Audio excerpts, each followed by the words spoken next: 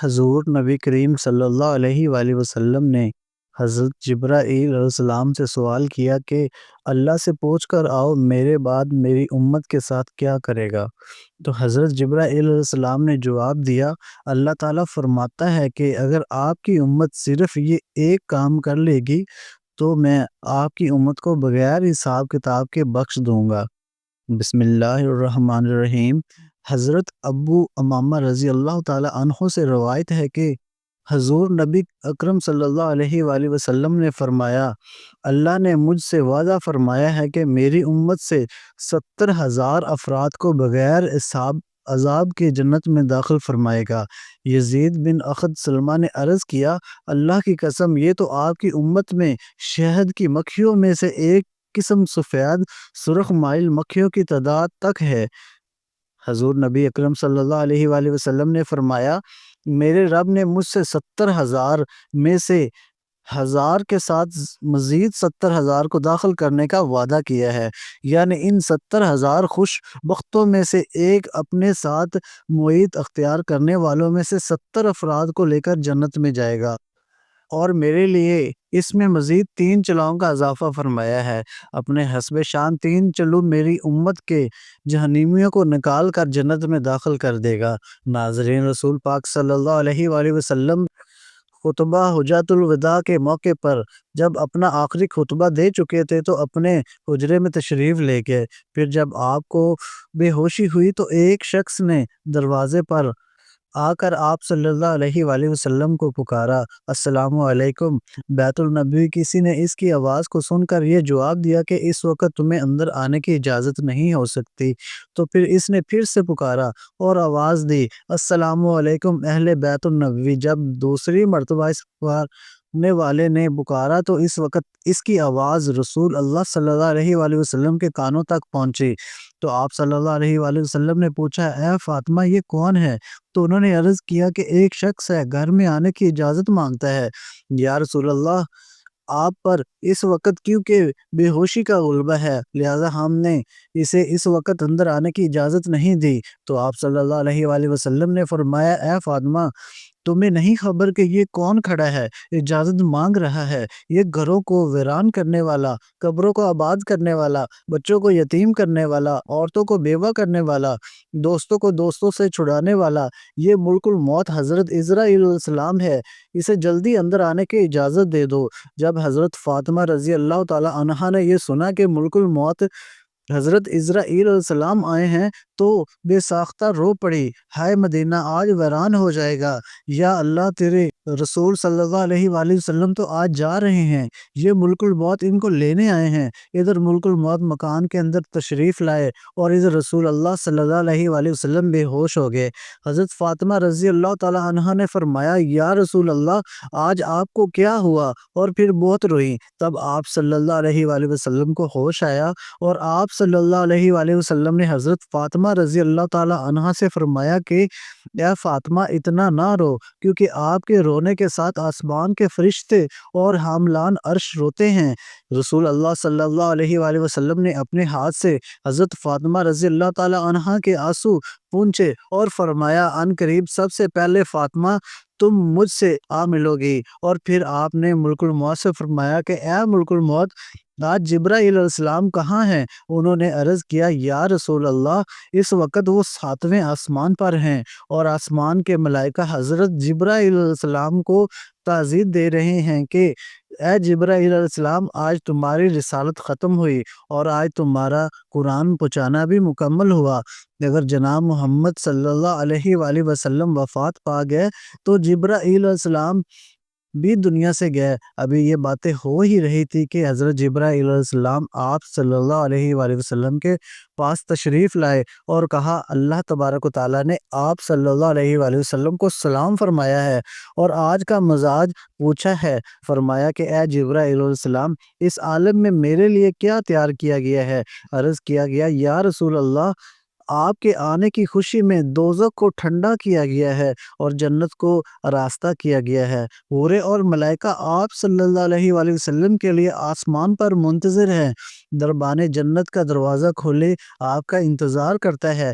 فرمایا اے جبرائیل علیہ السلام بتاؤ میری امت کے لیے کیا حکم ہے؟ حضرت جبرائیل علیہ السلام نے فرمایا کہ اللہ تعالیٰ فرماتا ہے جس کے ہونٹوں میں جان رہ جائے گی وہ بھی اگر دل سے توبہ کرے گا یا توبہ کے لیے ہونٹ ہلائے گا تو بھی 1000 برس کے گناہ معاف ہو جائیں گے، اور جس نے توبہ کر لی آپ اس کو اپنی شفاعت سے بخشوائیں گے، اور آپ جس کی بھی شفاعت فرمائیں گے وہ بخشا جائے گا۔ آپ غم نہ کھائیں۔ اتنی دیر میں ایک دوسرے فرشتے نے حاضری کے لیے اجازت طلب کی۔ رسول کریم صلی اللہ علیہ وآلہ وسلم نے دریافت فرمایا جبرائیل امین علیہ السلام یہ کون ہے؟ عرض کیا گیا حضرت اسماعیل علیہ السلام فرشتہ ہے، آسمانی دنیا کا دروازہ ہے۔ جس دن سے اس نے آپ کو معراج کی شب میں دیکھا ہے آپ کے جمال کا عاشق ہوا ہے۔ آج اسے معلوم ہوا ہے کہ رسول خدا صلی اللہ علیہ وآلہ وسلم وفات پائیں گے۔ اس نے جناب کی اقدس میں عرض کیا کہ میں نے رب کریم سے عاجزانہ دعا کی تھی کہ مجھے ایک مرتبہ اپنے نبی کریم صلی اللہ علیہ وآلہ وسلم کی زیارت ان کی زندگی میں کرنے کا موقع عنایت فرمائیں، لہٰذا یہ فرشتہ رب کریم سے اجازت لے کر حضور صلی اللہ علیہ وآلہ وسلم کی زیارت کرنے کے لیے حاضر ہوا ہے۔ پھر جبرائیل امین نے عرض کیا کہ یا رسول اللہ ملک الموت حاضر ہے، تو رسول اللہ صلی اللہ علیہ وآلہ وسلم نے دریافت فرمایا اے ملک الموت تم میری زیارت کرنے آئے ہو یا میری روح قبض کرنے کے لیے آئے ہو؟ اس پر ملک الموت نے عرض کیا مجھے میرے پاک پروردگار نے حکم دیا ہے کہ جو مرضی رسول پاک صلی اللہ علیہ وآلہ وسلم کی ہو ویسا ہی کرنا، اگر جناب کی مرضی پاؤ تو روح قبض کر لو ورنہ یوں ہی زیارت کر کے واپس چلے آؤ۔ اس وقت جناب رسول اللہ صلی اللہ علیہ وآلہ وسلم نے حضرت جبرائیل علیہ السلام کی طرف دیکھا۔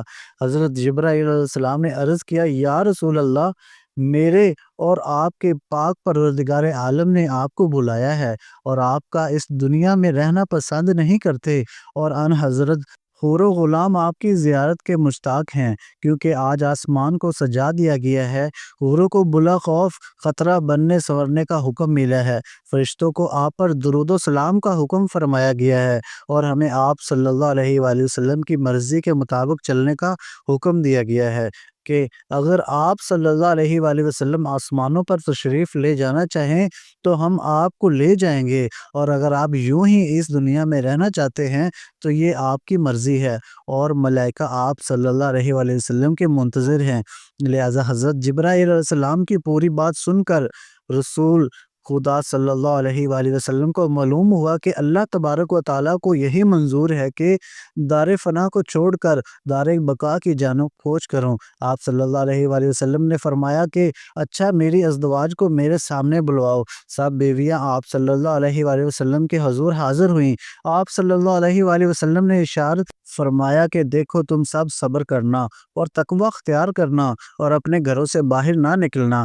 حضرت ام سلمہ رضی اللہ تعالی عنہا نے عرض کیا یا رسول اللہ آپ کا کیا حال ہے؟ آپ صلی اللہ علیہ وآلہ وسلم نے فرمایا کہ اب وقت قریب آ گیا ہے کہ آج کے بعد تم میری آواز نہ سنو گی اور نہ ہی مجھ کو دیکھو گی، اور پھر فرمایا اے فاطمہ میری بیٹی حسن اور حسین کو بلانے کے لیے کسی کو بھیجو۔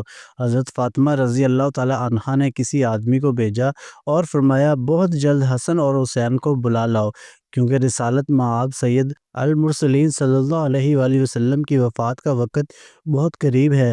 ناظرین، حضرت امام حسن اور حسین رضی اللہ تعالی عنہ اس وقت ابھی بچے تھے اور اپنے گھر کی جانب سفر پر گامزن تھے۔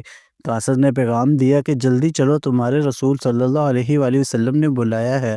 حضرت حسن کی جانب حضرت امام حسین رضی اللہ تعالی عنہ نے دیکھتے ہوئے فرمایا کہ میں نے کہا تھا کہ میرا دل آج بہت افسردہ ہے کہ آج میں نانا جان کی خدمت اقدس میں رہوں۔ میرا دل مانتا تھا کہ آج کچھ ہونے والا ہے، اس لیے ہم پہلے سے ہی گھر کی جانب نکلے تھے۔ لہٰذا حضرت حسن اور حسین نے قاصد سے دریافت فرمایا کہ آخر اتنی جلدی کیوں ہے کہ ہمارے نانا جان کا آخری وقت ہے، کہ آپ صلی اللہ علیہ وآلہ وسلم آج وفات فرمائیں گے؟ دونوں شہزادے گھبرائے ہوئے حاضر ہوئے۔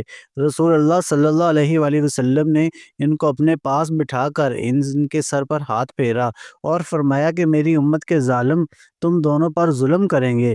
حضرت فاطمہ رضی اللہ تعالی عنہا نے عرض کیا کہ یا رسول اللہ اگر ان پر ظلم ہوگا تو یہ آپ صلی اللہ علیہ وآلہ وسلم کے بعد کس کو کہیں گے؟ اس پر رسول خدا صلی اللہ علیہ وآلہ وسلم نے فرمایا کہ اللہ ہی کافی ہے۔ حضرت حسن اور حضرت حسین رضی اللہ تعالیٰ عنہ آپ کی وفات کی باتیں سن کر روئے۔ صحابہ کرام کا جو مجمع نبی صلی اللہ علیہ وآلہ وسلم کے حجرے کے چاروں اطراف میں جمع تھا، وہ حسن اور حسین کے رونے کی آواز سن کر بہت رونے لگے۔ حضرت جبرائیل علیہ السلام نے عرض کیا، یا رسول اللہ، آپ کے بعد آپ کی امت کا والی کون ہوگا؟ یہ سن کر آپ صلی اللہ علیہ وآلہ وسلم بھی بہت روئے، اتنا روئے کہ آپ صلی اللہ علیہ وآلہ وسلم کا چہرہ انور آنسو سے تر ہو گیا۔ حضرت ام سلمہ رضی اللہ تعالیٰ عنہ نے کہا، یا رسول اللہ، آپ تو ہر صورت میں اچھی جگہ تشریف لے جاتے ہیں، آپ صلی اللہ علیہ وآلہ وسلم کیوں روتے ہیں؟